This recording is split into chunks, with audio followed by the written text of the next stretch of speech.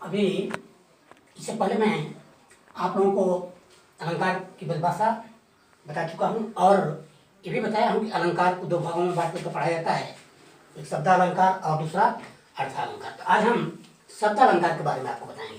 शब्दालंकार की परिभाषा क्या है? जब शब्दों के प्रयोग से काव्य में चमत्कार उत्पन्न होता है या काव्य की शोभा बढ़ती है तो उसे शब्दालंकार कहते हैं।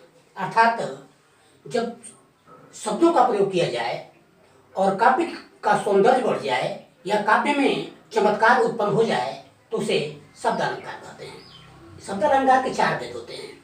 तो मैं सबसे पहले आप लोगों को पहला भेद पढ़ाऊंगा अनुप्रास अलंकार।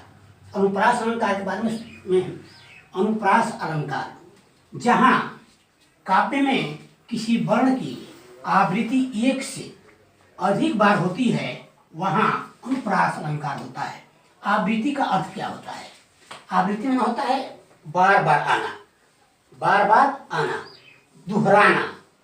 जहाँ काव्य में या कविता में कोई शब्द, कोई वर्ण, शब्द नहीं वर्ण जब बार बार आने लगता है तो वहां पर अनुप्रास अलंकार होता है।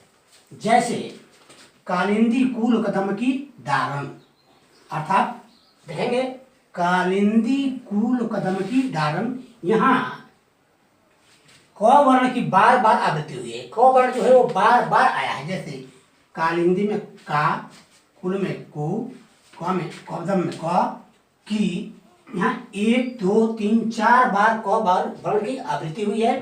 तो जब वर्णों की आवृत्ति बार बार होने लगे काव्य में तो वहां पर अनुप्रास अलंकार होता है। यही ध्यान देने की जरूरत है कि जब एक ही वर्ण काव्य में बार बार आने लगते हैं तो वहां पर अनुप्रास अलंकार होता है। जैसे उदाहरण बताए। दूसरा उदाहरण है चारु चंद की चंचल किरणें। चार में च है, चंद्र में च है, तो इसमें बार बार आवृत्ति हुई है, इसलिए इसमें अनुप्रास अलंकार है। दूसरा है यमक अलंकार। शब्द अलंकार का ही भेद है। दूसरा भेद है यमक अलंकार। इसमें अनुप्रास अलंकार में वर्णों की आवृत्ति होती है, लेकिन अनुप्रास अलंकार जो है इसमें किसी शब्द की आवृत्ति होती है, लेकिन उसमें भिन्न भिन्न अर्थों में। अगर किसी शब्द का दो बार प्रयोग होता है तो उसका दोनों बार अलग अलग अर्थ हो जाता है।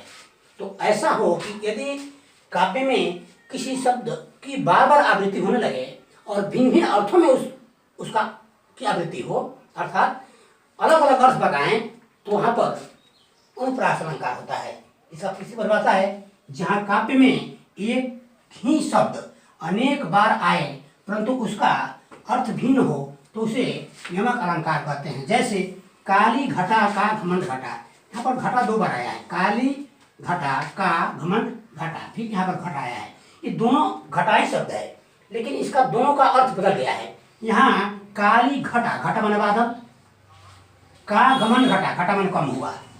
इसका मतलब यह हुआ काली घटा का घमंड जो है वो कम हुआ। तो बार बार जब एक ही शब्द की बार बार आवृत्ति होती है और भिन्न भिन्न अर्थों में तो वहां पर यमक अलंकार होता है। तो दूसरा उदाहरण है कनक कनक ते सौगुणे मदत्ता अधिकाय ता पाए बौराय जगह ता खाए बौराय। तो इसमें कनक कनक दो बार आया है, लेकिन दोनों बार अलग अर्थ हो गया है। कनक का अर्थ होता है सोना और कनक का अर्थ होता है धतूरा। तो इस प्रकार यदि किसी शब्द की बार बार आवृत्ति होने लगे और भिन्न भिन्न अर्थों में हो तो वहां पर यमक अलंकार है। अब इसके बाद अगला भेद बाद में।